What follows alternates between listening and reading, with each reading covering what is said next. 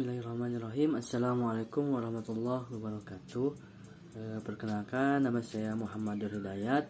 Saya dengan NIM 11920200145 dari kelas PAI 5D. Nah, di sini saya akan sedikit memaparkan ya mengenai model pembelajaran learning cell. Nah, adapun daripada model pembelajaran learning cell ini, yang pertama ada pengertian, di mana pengertiannya ialah learning cell merupakan bentuk pembelajaran aktif dan kooperatif secara berpasangan, entah itu individu dengan individu ataupun kelompok dengan kelompok. Nah, si learning cell ini pertama dikembangkan oleh Goldsmith. Nah, ia berasal dari negara Swiss. Jadi learning cell ini sangat membantu kita untuk mengembangkan ataupun tuntutan bagi siswa untuk berpikir kritis, sehingga ya di sini guru sebagai fasilitator. Jadi yang aktif itu murid dengan murid. Nah, guru mah hanya sebagai pendamping ataupun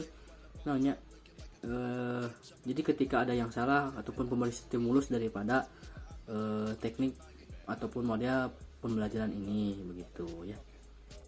Nah, masuk ke langkah-langkah. Di sini saya merangkum ada 4 langkah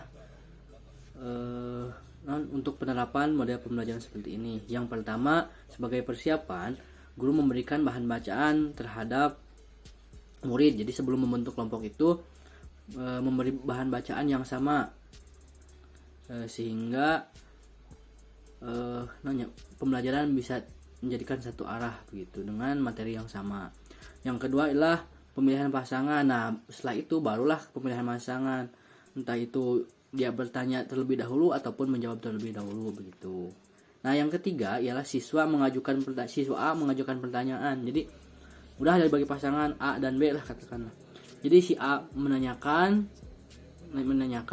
kemudian si B menjawab. Nah, setelah guru memberikan tambahan ataupun koreksi kayak gitu, dilanjut lagi dengan kelompok berikutnya, yakni kelompok B untuk bertanya, kemudian kelompok A menjawab begitu. Jadi teruslah seperti itu kita. Jadi si guru akan berperan di dalam pembelajaran tersebut. Yang terakhir ialah selama berlangsung, guru bergerak dari kelompok satu katakanlah ke kelompok yang lain untuk memberikan ada merenang orang yang katakanlah kurang aktif, guru memberikan stimulus terhadapnya, ataupun ketika ada jawaban yang memang kurang, ditambahkan guru ataupun diberi masukan, mungkin begitu ya.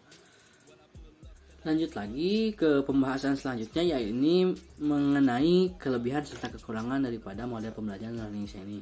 Yang pertama ada kelebihan, mempermudah siswa untuk memahami materi karena banyak persepsi daripada siswa lainnya. Jadi karena memang ketika orang katakanlah murid belum sampai lah gitu, tapi ketika mendengarkan persepsi temannya begitu, oh seperti ini, jadi mereka dapat menyimpulkan sendiri gitu mengenai materi yang diajarkan begitu, disampaikan.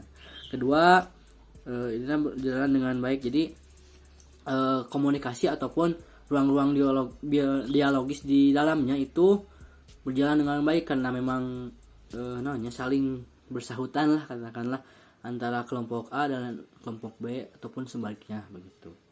Nah, yang ketiga adalah dapat meningkatkan serta pemikiran kritis di antara siswa.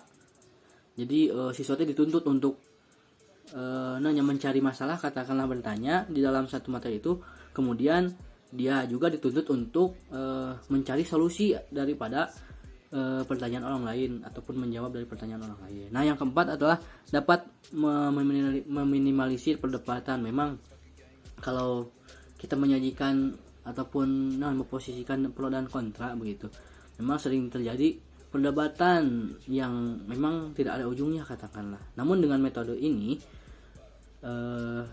meminimalisir perdebatan tersebut, mungkin karena memang materi yang disajikannya sama ataupun referensi yang diberikannya pun sama begitu. Jadi memilihnya debat kusil katakanlah. Nah, adapun yang kelima ini siswa dapat dituntut untuk berpikir kritis sehingga tidak ada wawarehan gitu, wawarehan orang anu cicing aya anu aktif ya. Jadi ini mah semuanya lah sama gitu.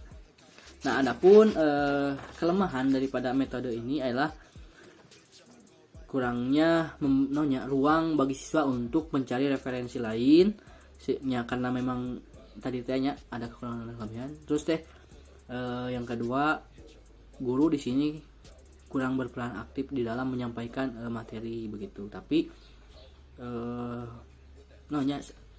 setiap metode ataupun model itu pastilah ada kekurangan ataupun kelebihannya. Namun menurut saya ini efektif lah untuk meningkatkan siswa untuk berpikir kritis dan ada ruang-ruang dialogis di dalamnya begitu. Mungkin sekiannya yang dapat saya sampaikan, kurang dan lebihnya mohon dimaafkan. Wallahul muwaffiq ila aqwamit thoriq. Wassalamualaikum warahmatullahi wabarakatuh.